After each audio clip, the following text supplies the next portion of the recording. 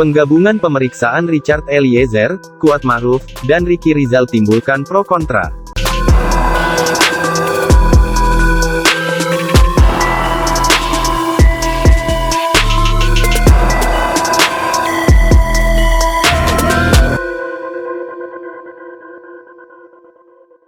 Senin 7/11 besok, untuk kali pertama, sidang pembunuhan berencana Brigadir Yosua akan menggabungkan 3 terdakwa, yakni Richard Eliezer yang merupakan penguak fakta, justice kolaborator, dengan Ricky Rizal dan Kuat Ma'ruf.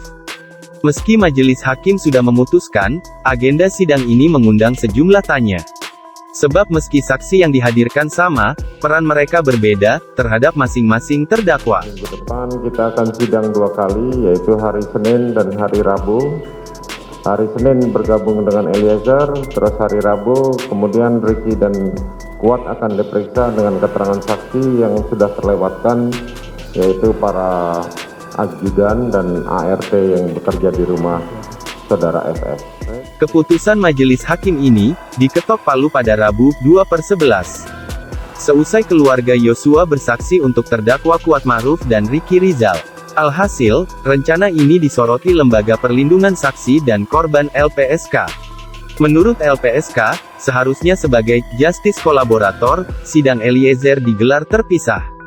Tetapi LPSK yakin, hakim punya pertimbangan lain, dalam menggabungkan sidang sebagai bagian dari menguji keterangan Eliezer sebagai penguak fakta atau bukan. Baiknya dipisah, tetapi kami juga sebetulnya kan, kita nggak bisa mengomentari ya, atau ikut campur pada urusan persidangan.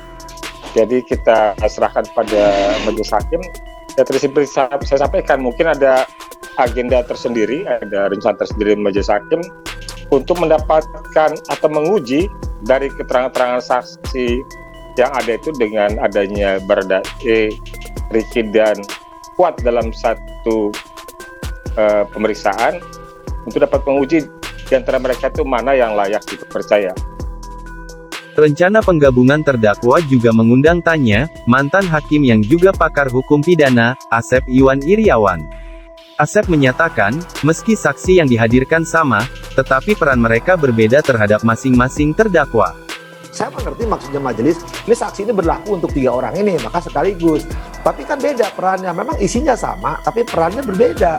Ketika peran berbeda, maka sejak awal saya berkali-kali kan di Kompas diingatkan, pertanyaan itu harus ada relevansinya, ada signifikansinya. Ini di mana ketika peran E, peran KM, peran R sebagai terdakwa, saksi itu taunya. Kan pasti saksi ini berbeda taunya untuk KM, RR sama.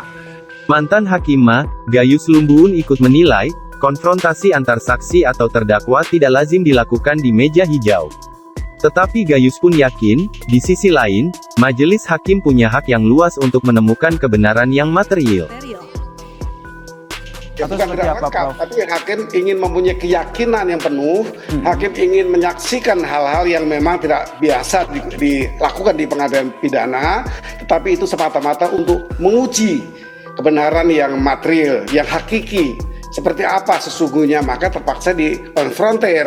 Biasanya hakim akan memanggil penyidik ya untuk sidang membenarkan keterangan terdakwa, tapi ini memang kasus yang agak rumit ya, kasus yang menyangkut banyak sekali orang, saksi, juga jaksanya lebih dari 30, ini merupakan satu sidang yang berat. Tentunya hakim mempunyai kebijakan yang baru sebagai kebijaksanaan yang tidak biasa tadi. Ini hak hakim, tentu hakim punya kepentingan yang real untuk ini, kepentingan yang jelas untuk ini.